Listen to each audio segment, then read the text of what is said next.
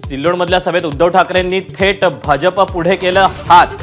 गुंडगिरी रोखण्यासाठी भाजपनं साथ देण्याची साथ, तर खुर्ची गेल्यामुळे उद्धव ठाकरेंच्या डोक्यावर परिणाम, सत्तारांचा पलटवार।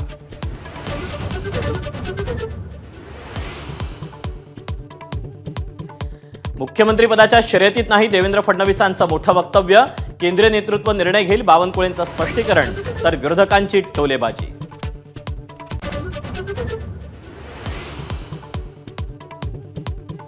धारावी पुनर्विकास प्रकल्पाच्या टेंडरच्या अटी शर्ती उद्धव ठाकरेंनी ठरवल्या, फडणवीसांचा मोठा गौप्यस्फोट, तर अदानींनी शिंदेंना बाजूला बसून अटी शर्ती लिहायला लावल्या, आदित्य ठाकरेंचा पलटवार।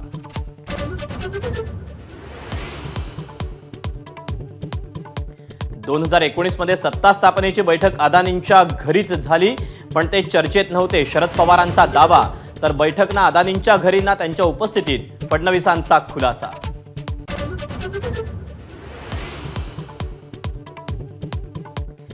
बटेंगे तो कटेंगेला विरोध करणाऱ्यांना लोकभावना कळली नसावी, फडणवीसांचं अजित पवारांच्या विरोधाला प्रत्युत्तर, पंकजा आणि विखे पाटलांनाही टोला, तर भूमिकेवर ठाम अजित पवारांचं स्पष्टीकरण।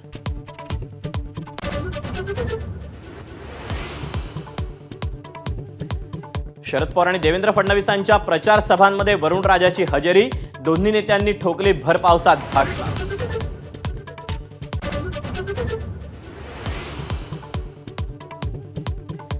भाजप नेते आशिष शेलारांचं वोट जिहादवर ट्विट, मुस्लिम पर्सनल लॉ बोर्डाचे सज्जाद नोमानींचे व्हिडिओ केले शेअर, उघडा डोळे बघा नीट म्हणत मवियावर हल्लाबोल।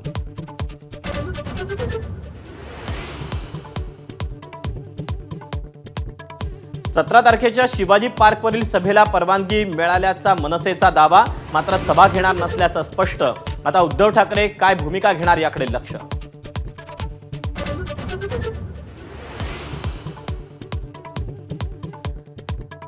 आम्ही हे करू नावानं मनसेचा जाहीरनामा प्रसिद्ध, राज्याचं औद्योगिक धोरण, कृषी, पर्यटन, मराठीचा सन्मान, गड किल्ले संवर्धनाची आश्वासनं।